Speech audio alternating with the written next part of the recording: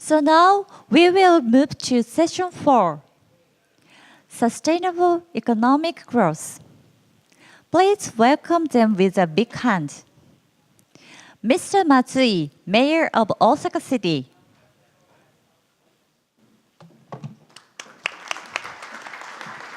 Ambassador Normandin from Montreal.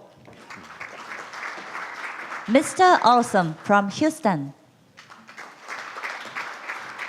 Mr. Alfaris, Mayor of Riyadh. And Mr. Merritt, Head of Internet Things, Robotics and Smart Cities, WEF Center for the 4IR, who will act as the moderator of this session.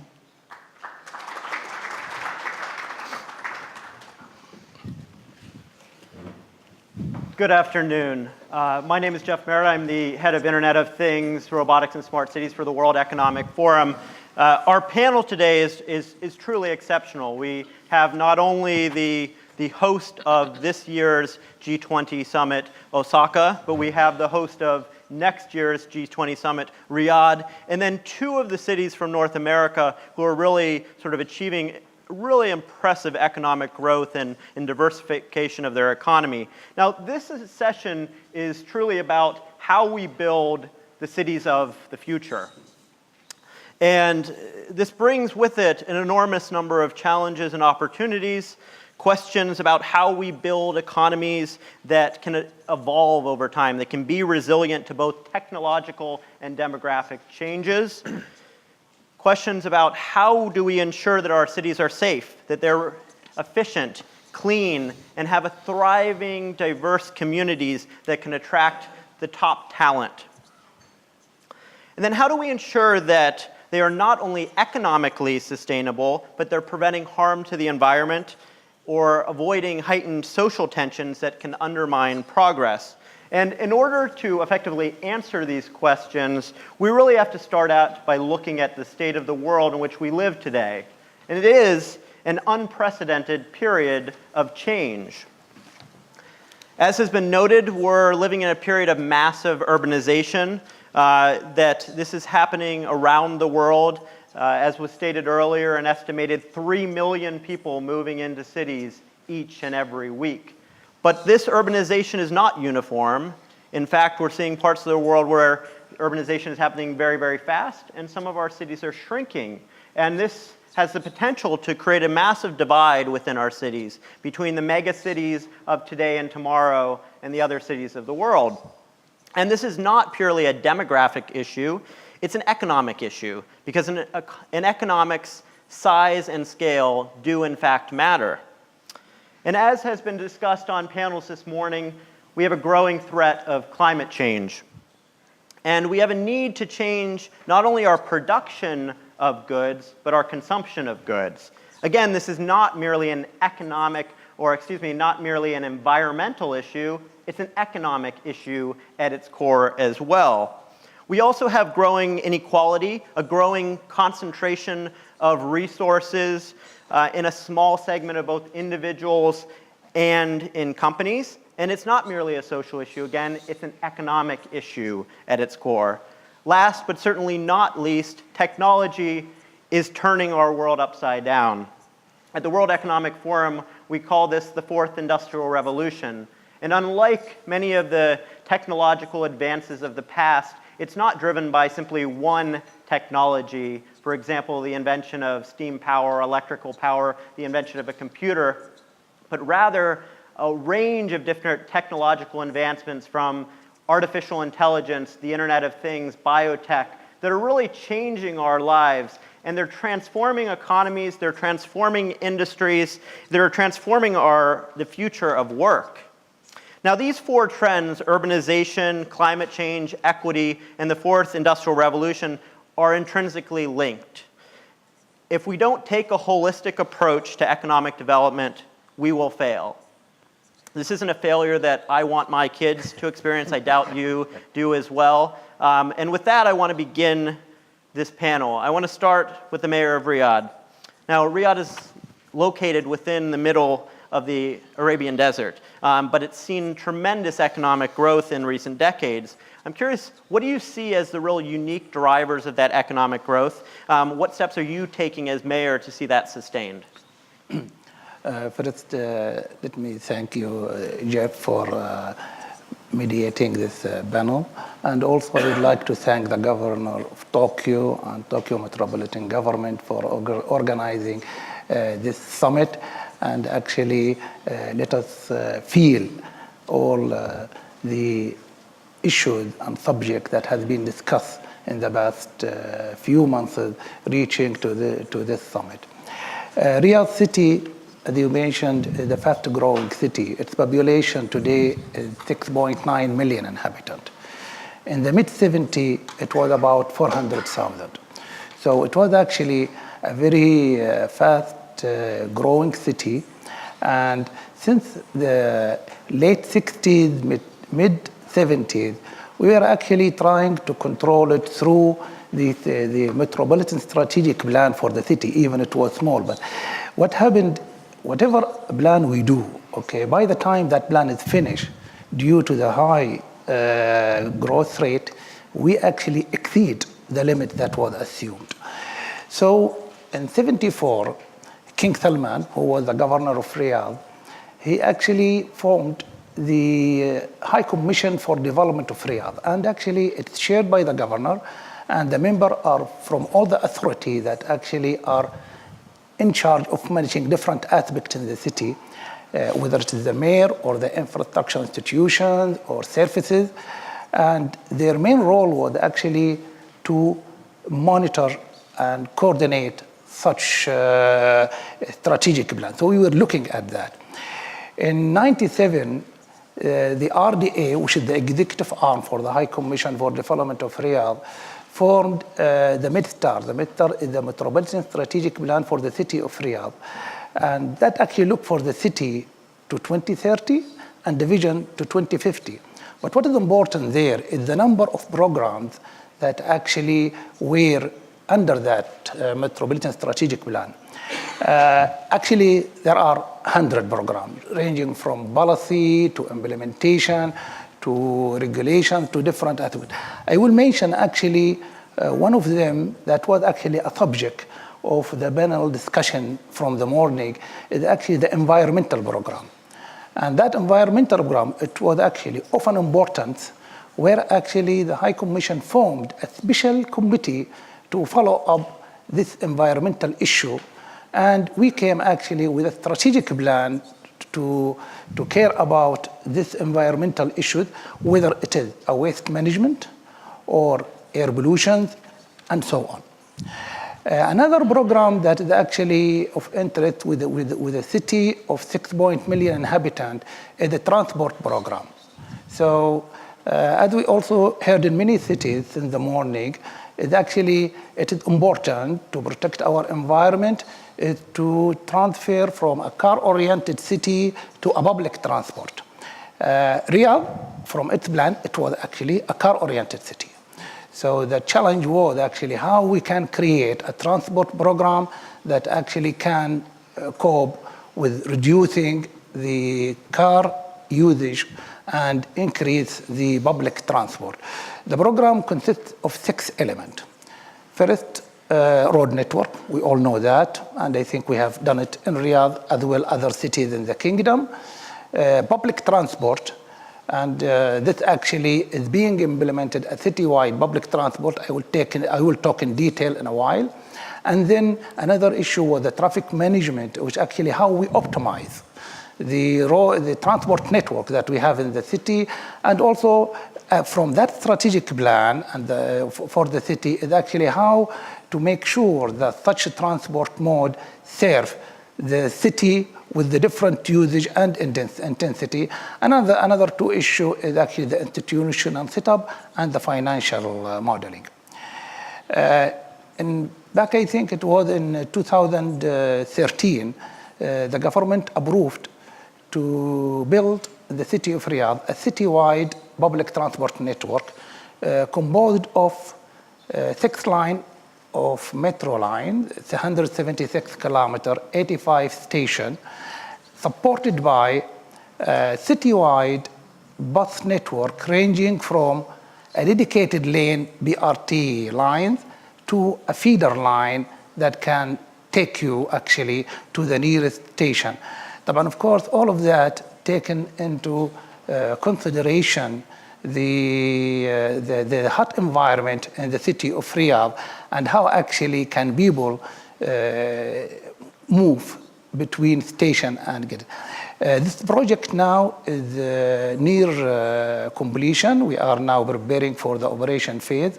We expect it to be operational end of 20, early 21 for revenue operation. And it is actually a system that is using emission-free automated system composed of about 400 train set, all driveless, controlled through control center for each line through a central control system that actually coordinates the full public transport. And we actually hoping that this kind of system with the service that will provide will reduce the usage of car and the number of trips and hence actually serve the improvement of the environment. Yeah, it's a great story, and it's great to see a nation like Saudi Arabia, a city like Riyadh, whose economy has obviously been driven by oil, now taking a leadership role in not only reducing the sort of consumption, but the efficiency, the environmental harm that's caused there. And so I want to pivot from there and turn to Houston, a city in many ways that has a lot of similarities here, a strong oil-based economy. And now what we're seeing is there was a report that came out last year, a publication named Houston #1 in the United States in terms of its economic growth potential. And a lot of that is driven to by a diversification of the economy. I'd love to hear your thoughts on how Houston is sort of taking that approach and what you see as some of the significant steps and investments. Thank you very much, and thank you very much for the U20, for the City of Tokyo, for my fellow panelists for the opportunity to talk today. Before, and in order to kind of explain where we are today, I think it's important just to talk for a moment about where we came from in terms of the City of Houston.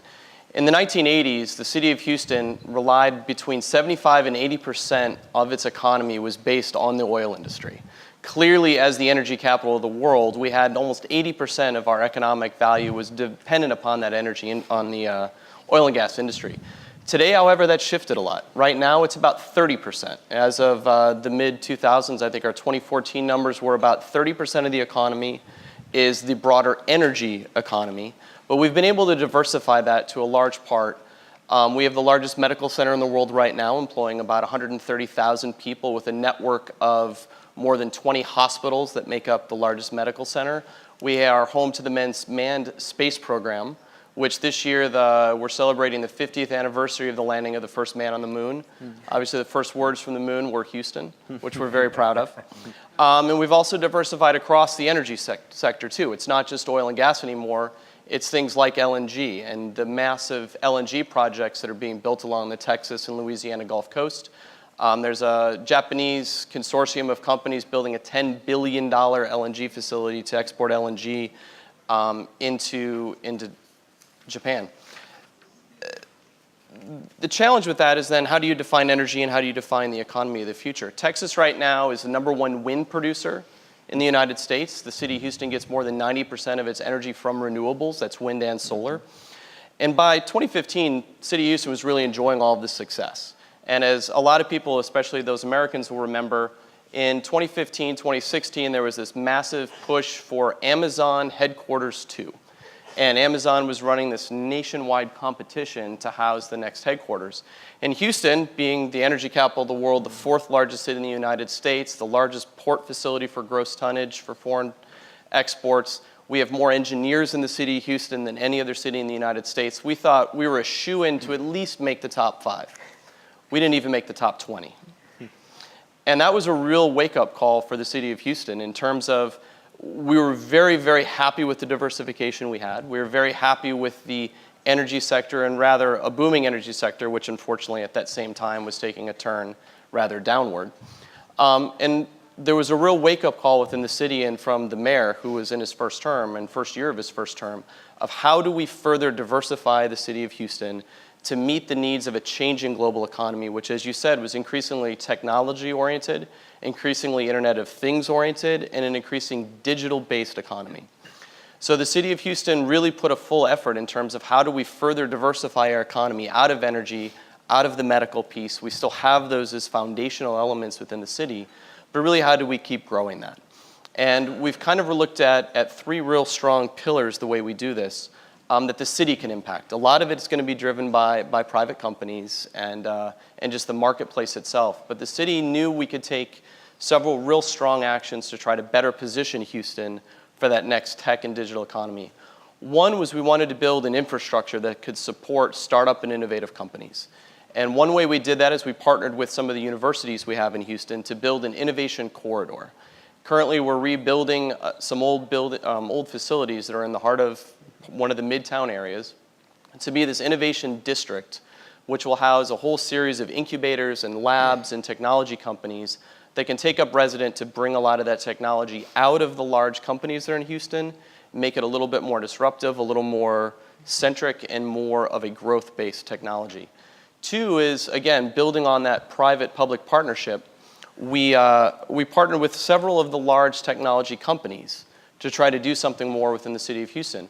We've partnered with Verizon, and we're going to be the first city in the United States to be wired for 5G. And to your point earlier, part of our requirement was that this was not going to be only 5G in the downtown area or in the commercial area, but would be 5G all throughout the city of Houston, all 600 plus square miles that make up the city of Houston. Secondly, we partnered with Microsoft to pioneer some of Microsoft's smart city initiatives. Third part of that is then we're also partnering and trying to pull more startups to the city of Houston. And how do we do that? Well, we can build that from the city of Houston. We've got built-in customers within the energy industry, within the medical sector for life sciences, but we're also partnering internationally to try to bring people and talent from around the world into Houston to continue to build this innovation ecosystem, which is setting Houston up to be a tech hub of the future. And as the mayor's recently started calling it, it's the Silicon Bayou. Outstanding. So yeah, I mean, really interesting. A heavy focus on infrastructure, the importance of place and clustering and private-public partnerships and collaboration there. You know, if we look at Montreal, I mean, Montreal, I think in many ways was early to this. In the 1990s, when the internet was sort of beginning to take shape and begin to spread into consumer applications, the Quebec government decided to really incentivize those companies to come to Montreal and the greater province, and you saw this massive sort of growth of video program or video game developers and other folks set up in Montreal. I'm curious now, as we sort of move in some ways to the next round two, if you will, of this digital economy age. You know, what is Montreal doing to sort of retain that talent and make sure it stays on the cutting edge? Yeah, thank you. Yes, you're right. Over time, we've become a center for the creative industries and video games, animation, and so on.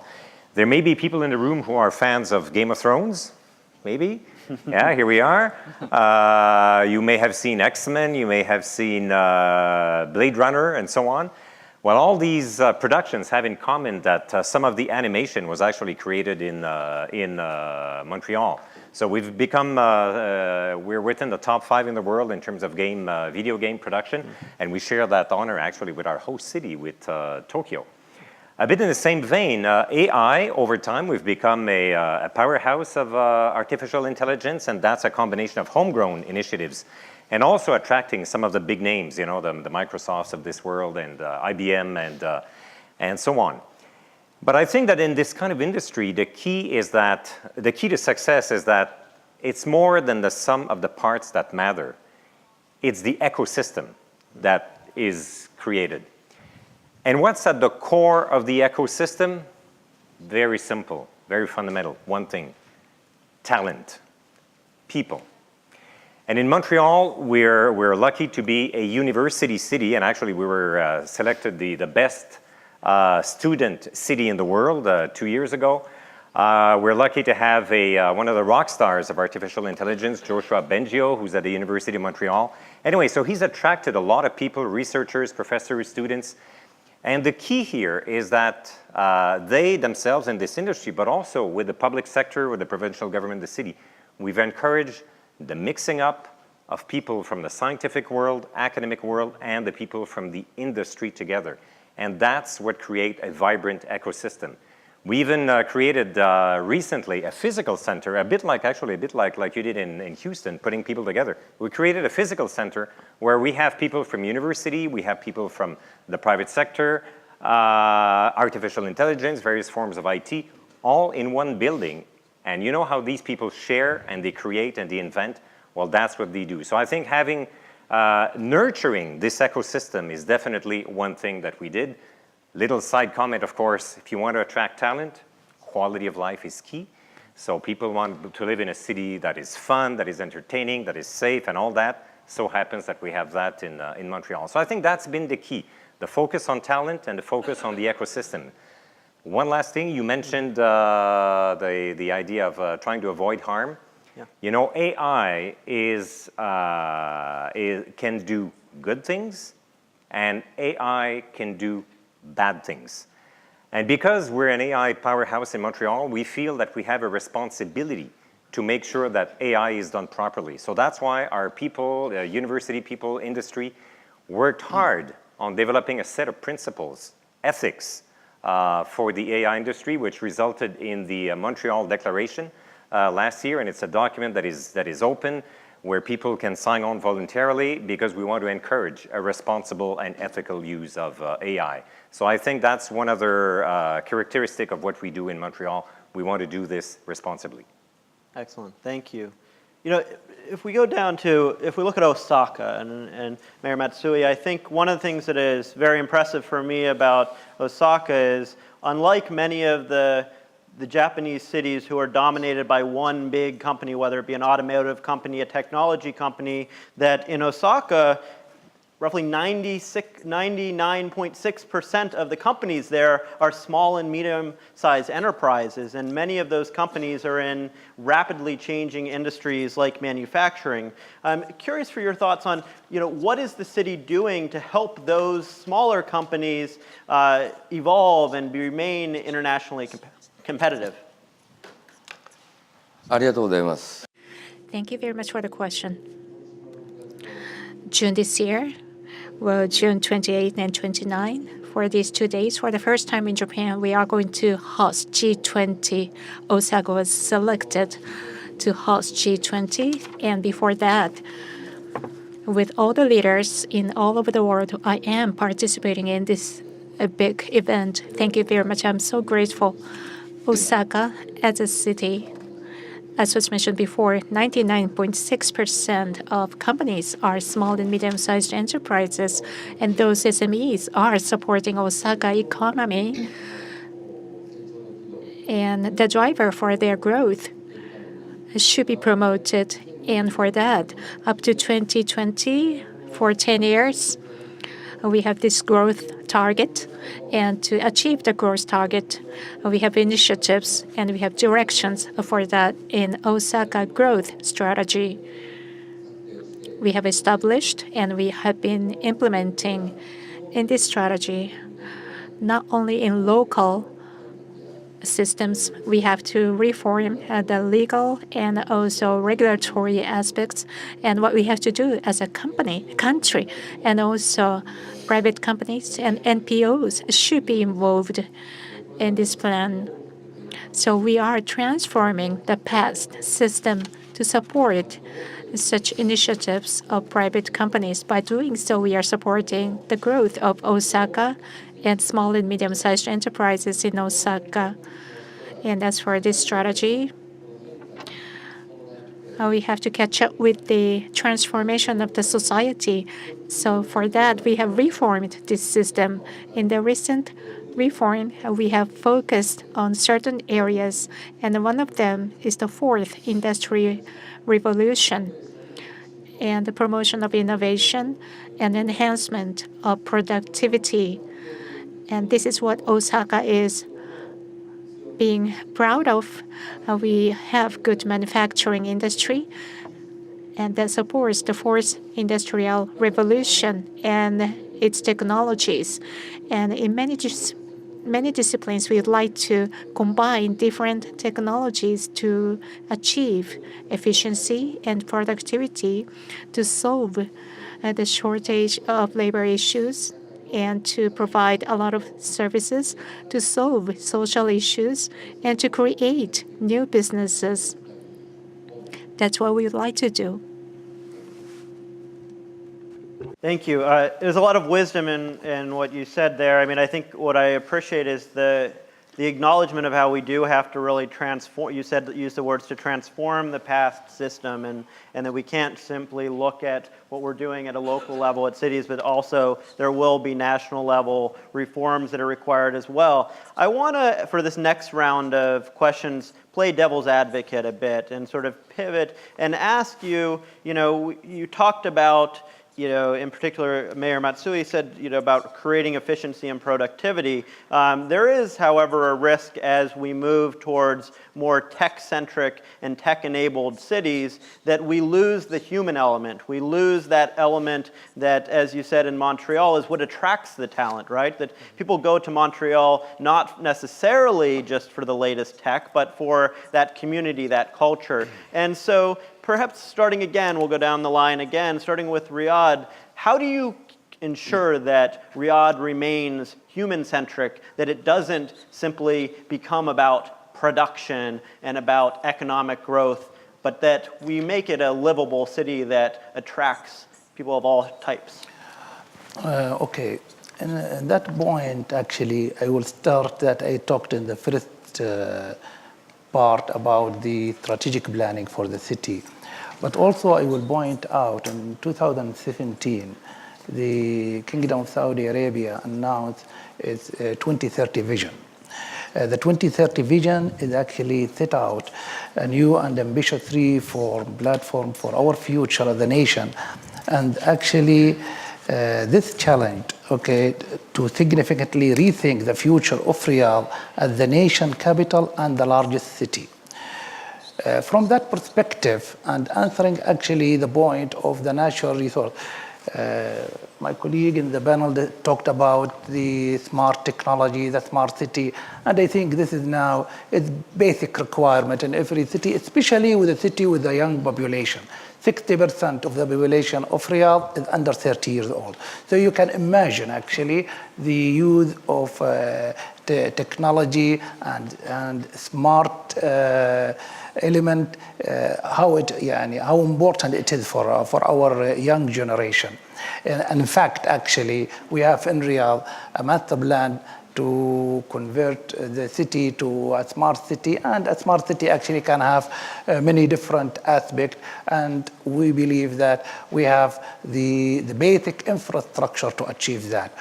Going back, actually, I will call it a smart natural resources, especially in a city or the desert environment in the middle of the Arabian Peninsula, with actually a very short period for rain, shortage of water.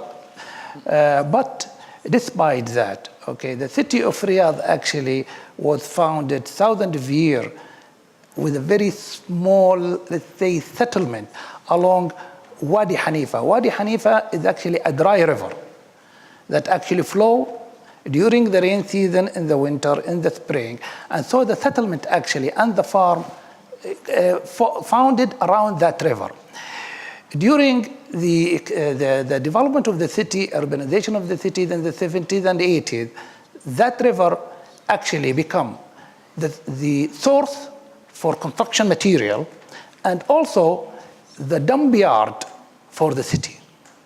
And the City of Riyadh and the High Commission for Development actually looked at this one and announced in '87 that Wadi to be an environment restricted zone, and it was actually re-studied completely and rehabilitated. That was completed, if I remember, it was completed in 2003. And instead of actually a dump part of the city, it's becoming actually the park, that public park, and actually becoming the most attractive area at the residential and park site of the city. And actually we look forward when we hold the G20 and hopefully the U20 next year, that actually you will be visiting that and you see how we convert that, let's say, completely environmentally deteriorated part of the city that goes across the city to become actually one of the most attractive part of the city, if not even the most attractive part of the city.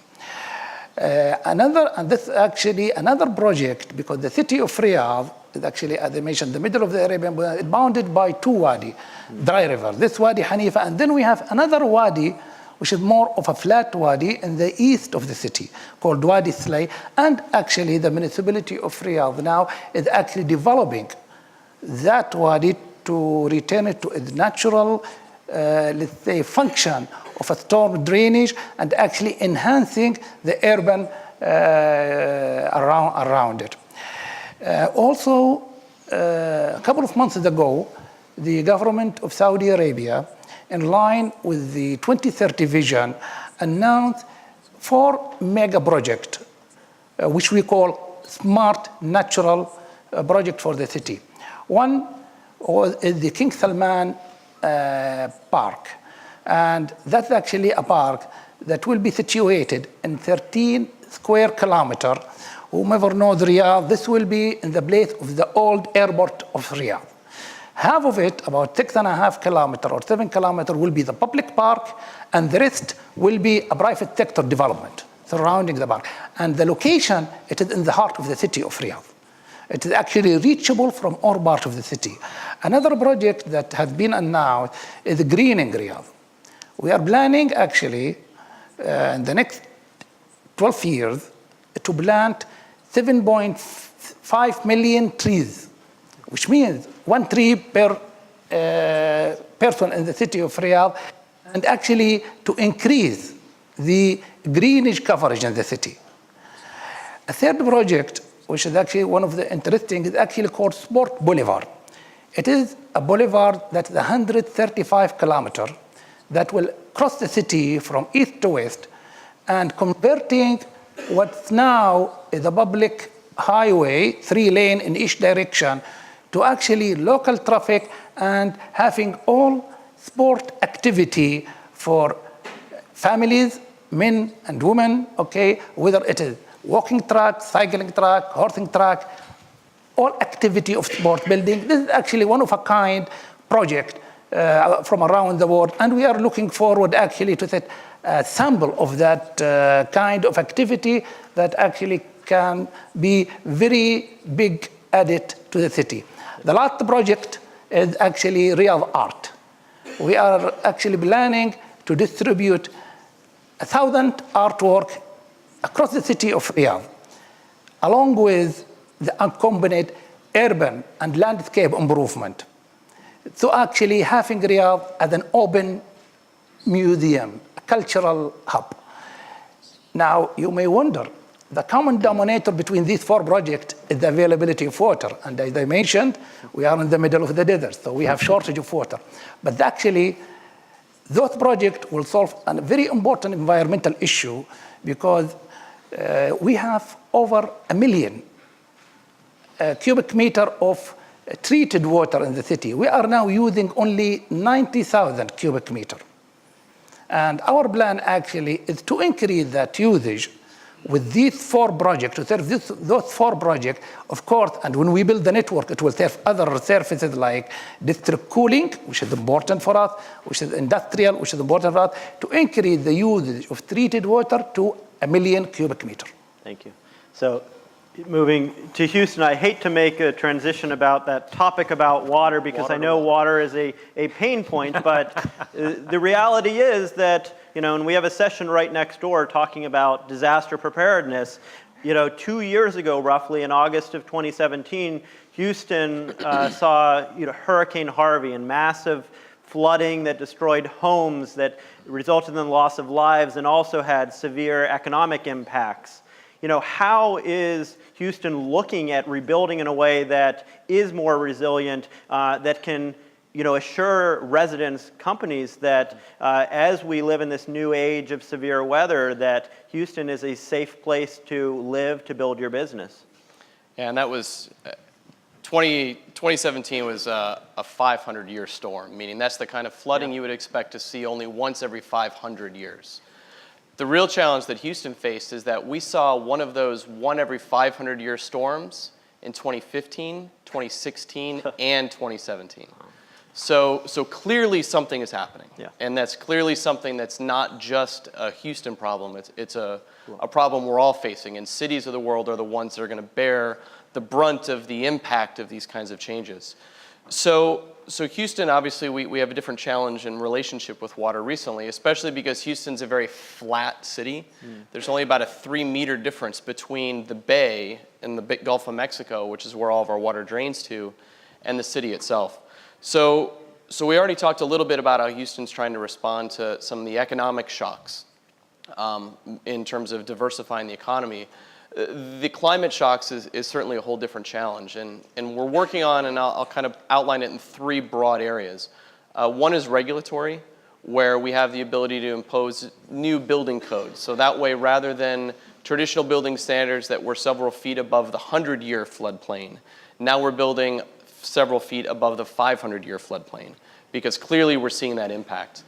2 is an infrastructure, and building an infrastructure that can support a massive amount of water that may come in a short period of time, which was clearly a challenge we faced during Hurricane Harvey in the previous years.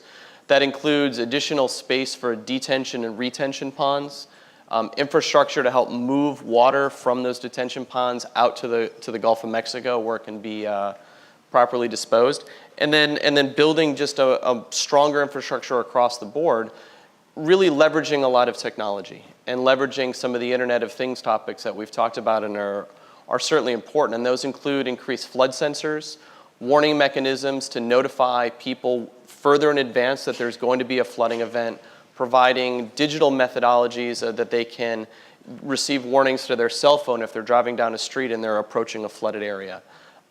Increasing the mapping and some of the flood mapping so that way residents can make more informed decisions on where they live, how they live, and then working with the federal authorities not only to better respond, but then provide assistance after a disaster. One of the things we're really looking to as well is just collaboration with our international partners on that.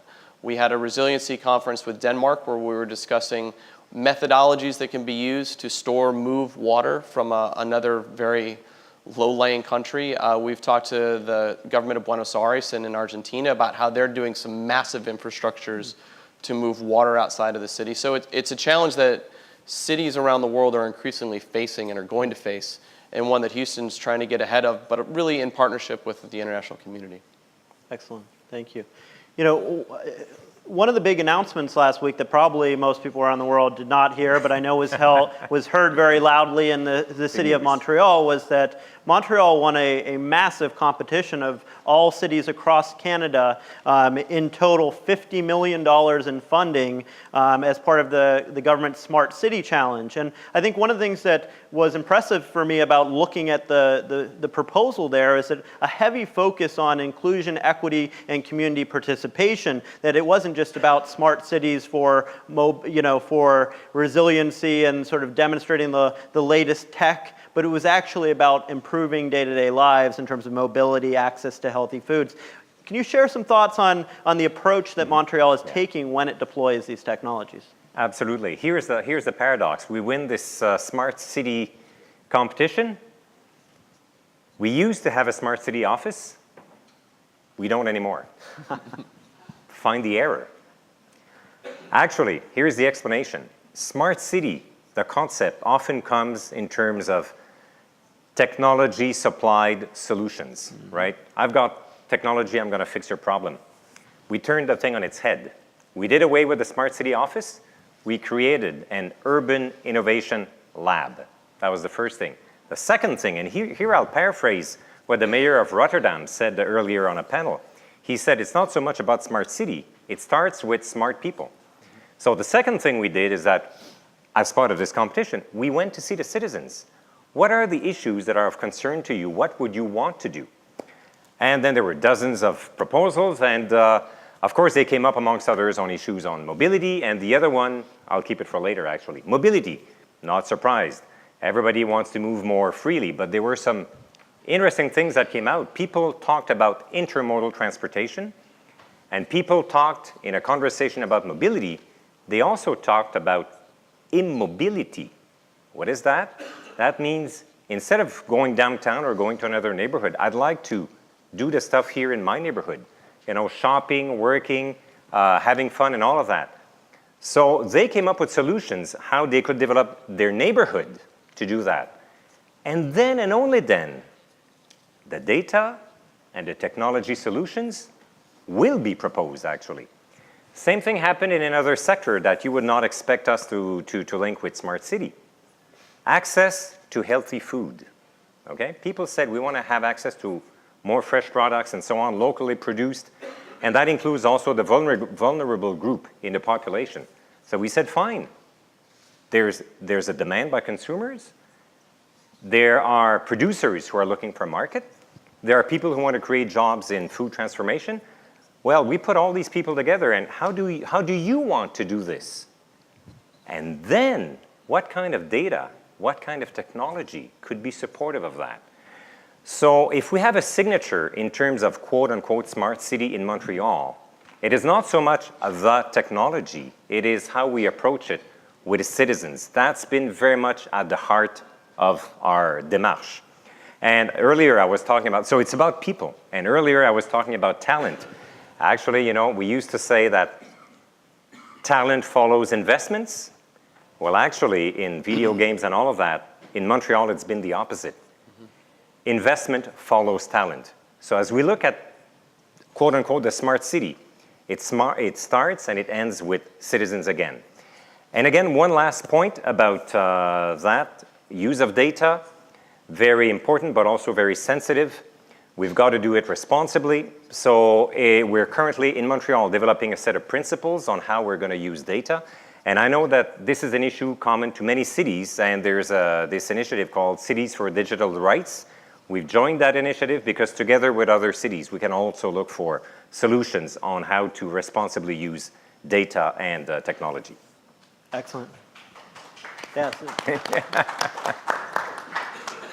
You know, for a lot of us, it seems incredibly innovative, and it is. But on the other hand, I think Japan might have a little bit of a head start with us, and the reason is that from the very highest levels in Japan, there has been a vision put forward that was mentioned earlier today by Governor Koki of Society 5.0, of how we balance that technological change. And you mentioned this earlier, Mayor Matsui, about how you're beginning to think in those terms of how do we balance sort of the fourth industrial revolution with the need of tackling societal problems. So I'm curious, as you're beginning to put that vision into action in Osaka, what are you thinking about the particular elements that you want to minimize the risks of technologies in the areas that you want to maximize the benefits?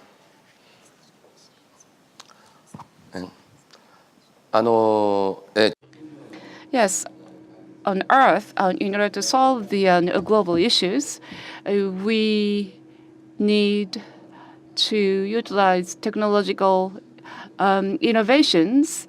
And then we have been working actually on technological innovations, drawing upon various ideas, but the technological innovations have two different sides.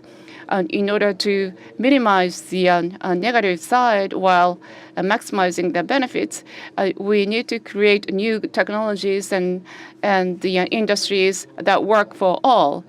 And in that, what is important and in doing that is the SDGs that the United Nations have adopted. And based on SDGs, in Japan, we have been working towards Society 5.0. So we have to achieve SDGs while we have to achieve Society 5.0. That is what is required for large major cities. Osaka is a representative city of Japan. Up to date, we have created a lot of goods and services. And we are at the traction. And we are an engine for growth in Japan. And during the process of modernization, we were once called a city of smoke. We suffered from subsidence of land and also air pollution, and also by combining knowledge of academia, industry, and the government, we overcame such challenges. Based on such a history, we need to solve common issues for humankind. And for that, we host G20 Summit in June this year. And also 2025, we were selected as a hot city for Osaka Expo. And in the past Osaka Expo, we had 64 million visitors from all over the world. And 2025, we are going to host the expo again.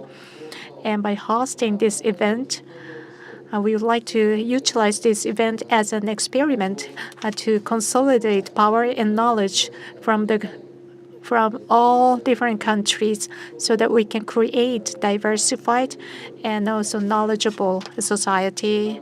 And the World Expo and also the Olympic, Paralympic Games, such events are open venues for people from all over the world.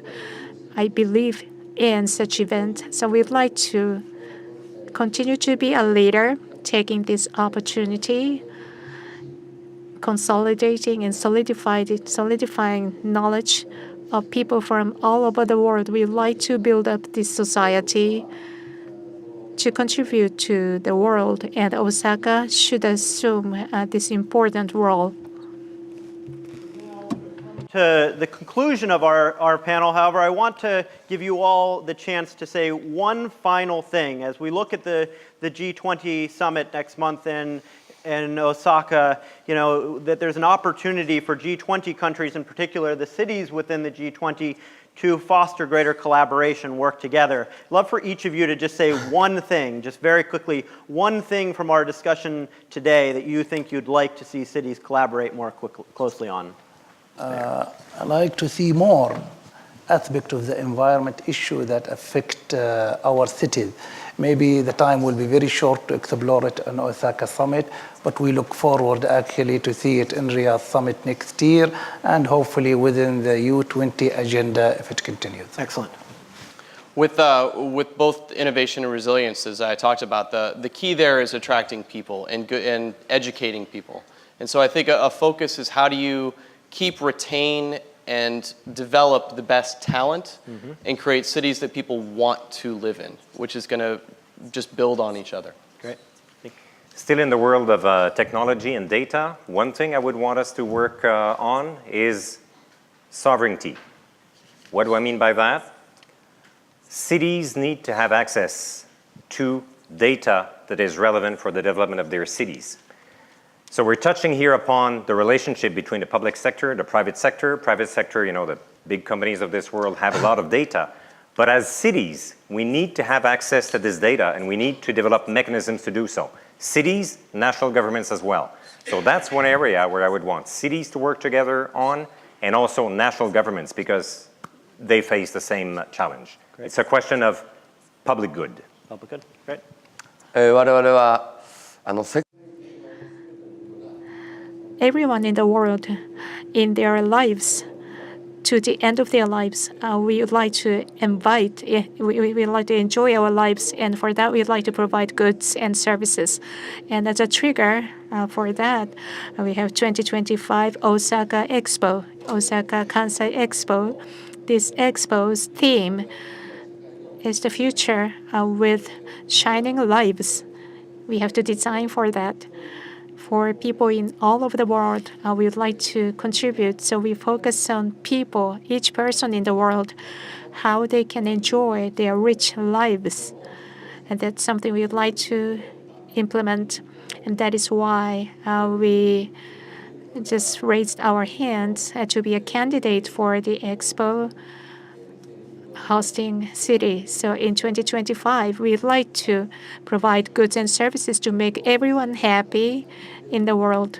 So please come to the Expo in 2025.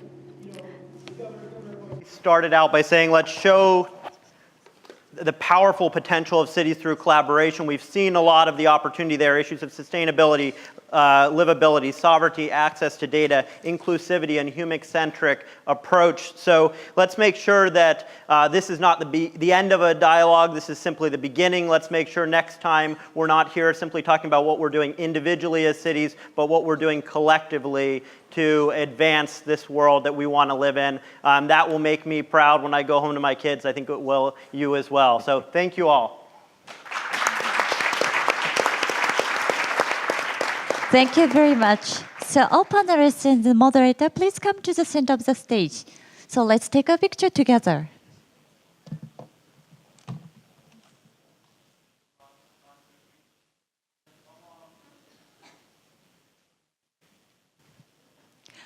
Thank you very much, Mr. Matsui, Ambassador Normandin, Mr. Olson, Mr. Alphalist, and Mr. Merritt. Thank you very much.